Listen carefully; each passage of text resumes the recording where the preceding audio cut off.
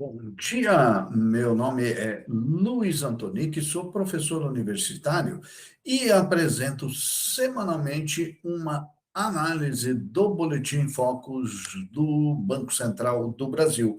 Essa semana, casualmente, dia 4 de abril de 2021 e de 22, o Banco Central está de greve e não temos as previsões feitas pelo mercado. Mesmo assim, vou fazer uma análise da conjuntura dessa semana. Na semana passada, a Bolsa continuou aquele viés de alta, lembra, na semana retrasada 3%, na semana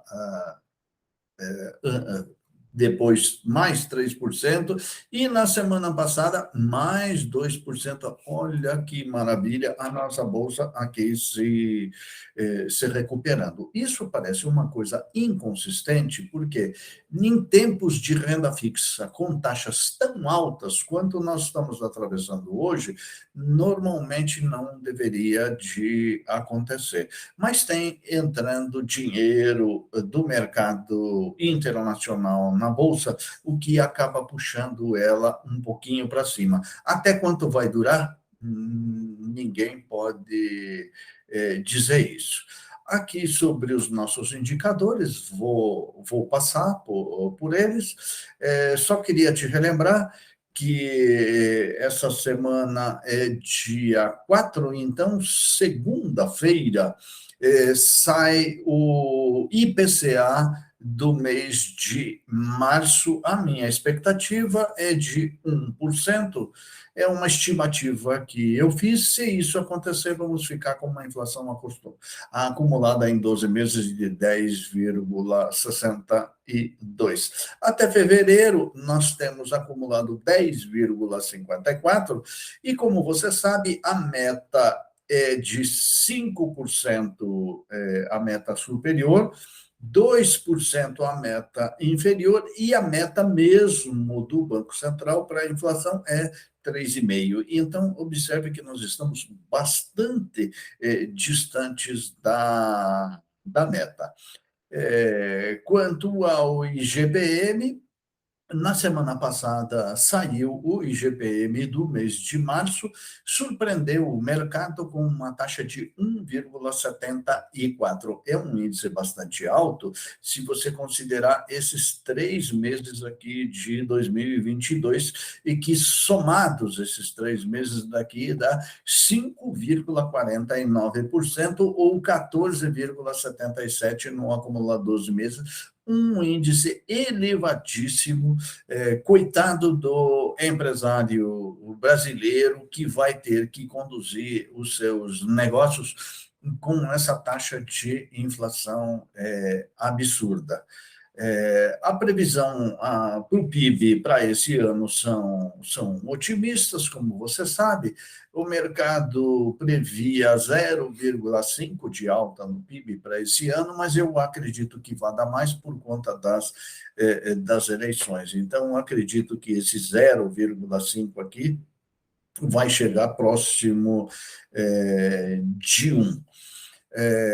Para o 2023, 1,5% aqui para 2023 e 0,5% para 2022. Essas são as previsões do mercado. As empresas de capital aberto, agora com o ano de 2021 já praticamente encerrado, porque as contabilidades elas encerram em 31 de dezembro, as empresas têm um prazo para publicar esses balanços. Mas o resultado foi bastante bom, depois que as empresas mostraram uma queda nos lucros de 35% no ano de 2020, que foi aquele ano forte da Covid. No ano passado, no ano de 2021, os resultados foram muito bons, e você pode perceber aqui, por esse resultado aqui, vamos comparar aqui com 2019, então é um resultado bastante bom. Não pense no 228, porque sempre quando aqui o ano anterior é muito baixo, ele tende a mostrar um resultado bastante acima das expectativas, mas mesmo a rentabilidade aqui das empresas é bastante boa. Aqui, veja, eles estão mostrando uma rentabilidade de 20,48. Isso é muito bom, porque vai animar esses empresários a investirem. Na medida que eles investirem, nós criamos mais empregos, que é o que a gente está precisando. O câmbio, ele continua em queda. Na semana passada caiu mais 1,67. Na sexta-feira fechou a 466,68. E a expectativa do mercado para essa semana é um viés de baixa forte. Acredito que ele vai ficar aqui em torno do 4,66. Eu, pessoalmente, acredito, mas você veja aqui que a queda durante a semana foi bastante boa, e os volumes negociados, que são essas barrinhas aqui, também são bastante elevados. Falando da taxa de juros, a previsão do mercado é de 13% de taxa de juros para o ano de 2022 e 9% para 2023. É uma taxa de juros bastante alta.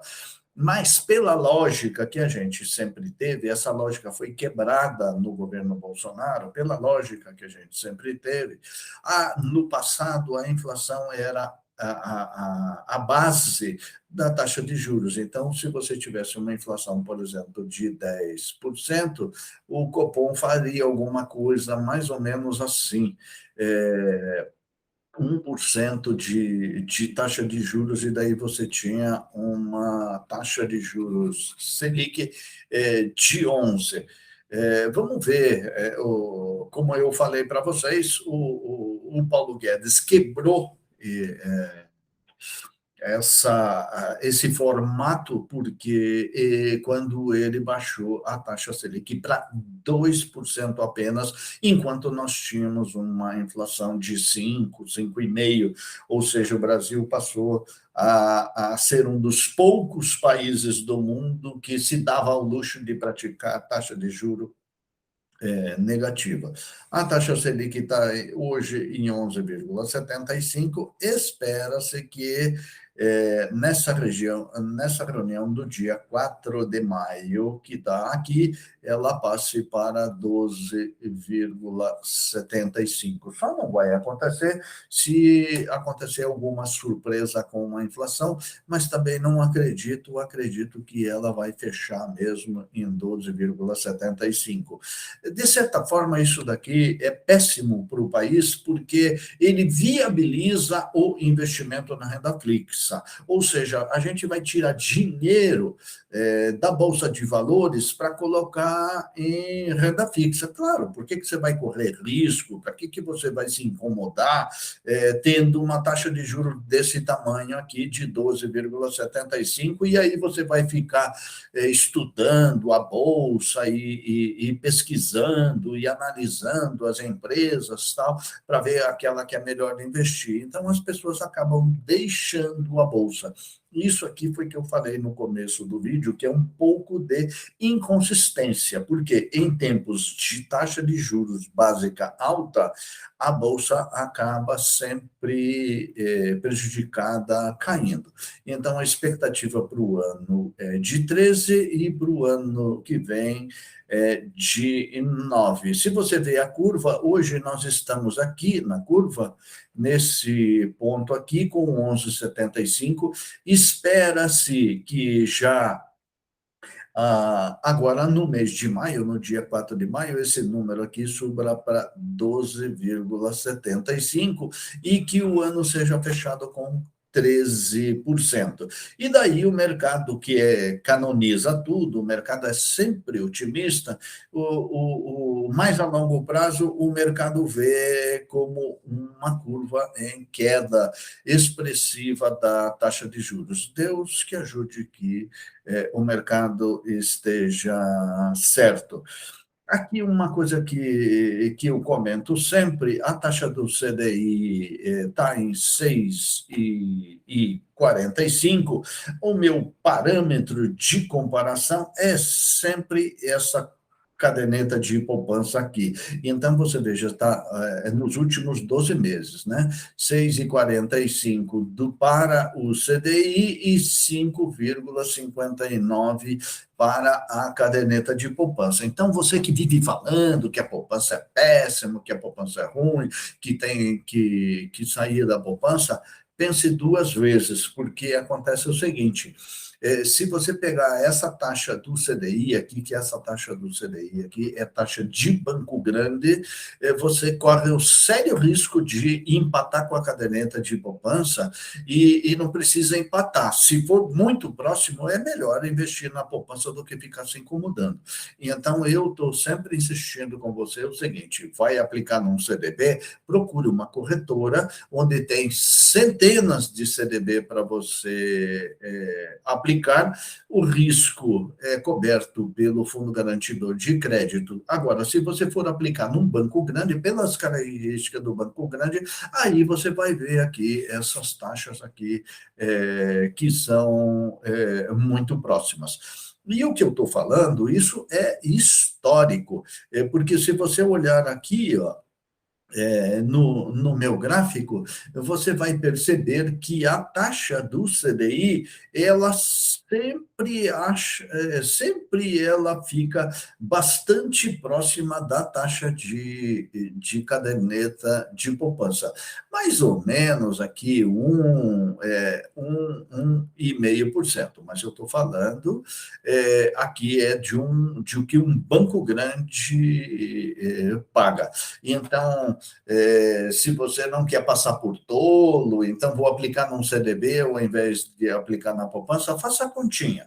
É bem simples de fazer a continha. Faça a continha, compare um com o outro. Se você acessar esse site aqui da Minhas Economias, eles já fazem a continha com você, inclusive deixa os números comparáveis. Ó. Esse CDI aqui é comparável com essa poupança aqui, porque você sabe que o CDB não tem imposto de renda e a caderneta tem imposto de renda, então o pessoal lá do site já deixa comparado para você. Aqui é o seguinte, uma pergunta que me fizeram essa semana muitas vezes é o seguinte: a inversão da curva de juros precede mesmo uma recessão?